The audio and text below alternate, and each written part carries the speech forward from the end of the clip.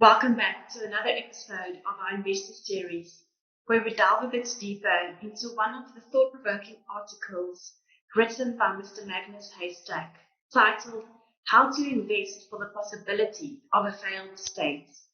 Now I'll welcome Andro Griessel, CEO and Wealth Manager at Woodland Wealth, to share some of his insights on one of the topics we will be discussing today.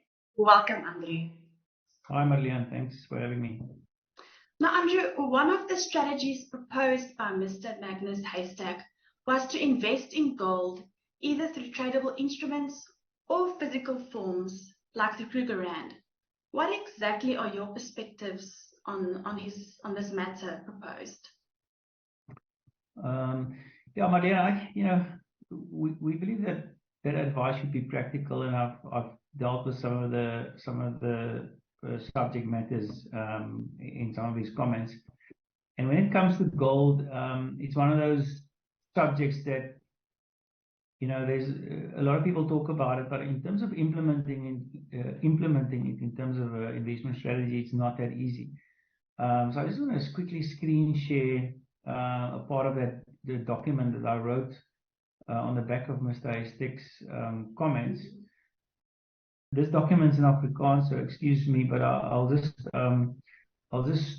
point to some of the information that I have in here. So the first thing I would point out is that he recommends that people think about gold in periods of difficult economic circumstances. Now, I'm not sure what difficult economic circumstances would be. I mean, is it high inflation? Is it high interest rates? Is it market crashes? What is it? So number one, it's difficult to say when these difficult market conditions and when then, for that matter, gold should be a good investment. But if we look at when markets did pretty terrible over the past 20 odd years, it was during 2002, 2008, 2016, and most recently last year, 2022. Interestingly enough, 2020, which was the year of COVID, doesn't really register on our radar as being a terrible year, although it started off terrible, it ended very well. So these 4 years were typically the years where a typical investor in a balanced fund would have suffered or would have done quite badly. Now, if in those years you invested in gold, only one of those years gold would have actually done significantly differently or significantly better, and that was in 2008,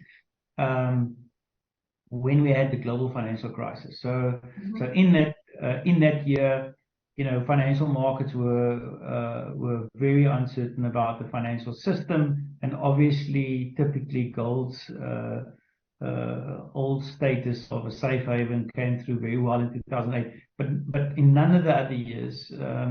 So that, I think, that's the first important point. And then when you look at correlations between other asset classes, and when we construct portfolios, we looked at this carefully, and we thought about including gold in our portfolios, and we just couldn't come to a high conviction point where we said that gold offers a significant negative correlation that we couldn't find somewhere else.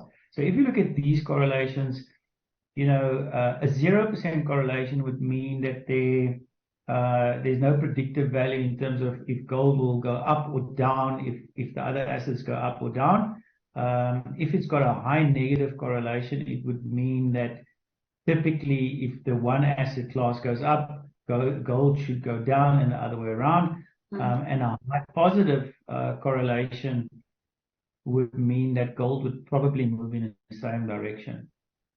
So if you look at these correlations, so typically if you look at a balanced portfolio where you construct a portfolio that has all of these elements in it, it's difficult to see where gold finds its place, because gold looks very similar to us from a South African investor perspective to offshore cash and offshore bonds. So a 76% correlation to offshore cash and a 79% correlation to offshore bonds. Where if you think about offshore bonds, for example, in a current environment, at least if you buy global bonds currently, you would get a yield of, anything from 4.5 to 6%, where gold has zero yield. It only has price movement.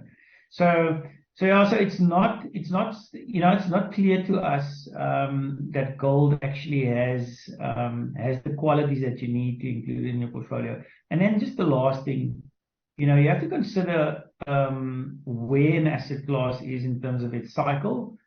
Is it cheap or is it expensive? And if we look at this graph of gold since 2014, so basically the last 10 years, you can see there's been a long period where gold actually has done very little, and then during 2019 to 2021, it's done very well. So obviously, it sort of got onto the radar of many people again. But then over the last couple of years, it's again sort of moved sideways. So it's a difficult asset class to include in your portfolio in a sensible way. So just to get back to the whole article of Mr. Haystack, unfortunately, all of these things sounds good on the ear and sounds very intelligent when you say it, but when you go and look at the facts and at practice, it's not that easy to implement in portfolios, and the timing of some of this advice might actually be very wrong.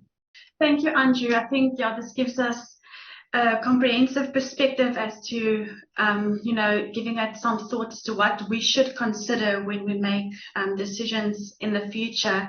So in the next series, we will delve a bit deeper into some of the other statements that surrounds this particular article. Now, I think for those in the meantime who would like to inquire or find out more regarding this specifically, they're more than welcome to contact Andrew or follow him on LinkedIn or visit the Woodland Wealth website.